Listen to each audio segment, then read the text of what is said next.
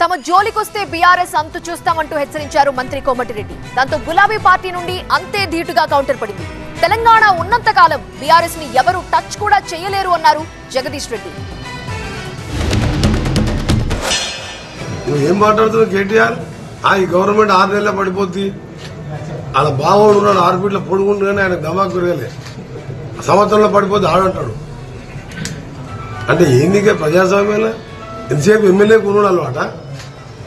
మేము అనుకుంటే నెల రోజులలో 39 మంది ఎమ్మెల్యేలు టీఆర్ఎస్ని 39 ముక్కలు చేస్తా నేను. మాకు అలవాటు లేదు. ఈ 64 మంది మంచి పనులు చేసి వచ్చే 5 ఏళ్ళ 100 మంది ఎమ్మెల్యేని గెలిపించుకుంటాం. బీఆర్ఎస్ ను ముక్కలు చేయడం నీతో కాదు, నీ తాతతరం కూడా కాదు. చాలా మంది పోయిండ్రు.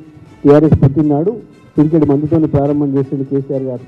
ఆదిలోనే గొంతు నొక్కేస్తా అని చెప్పి ఇప్పుడు మీ బాసు చాలా మాట్లాడింది అయ్యాల.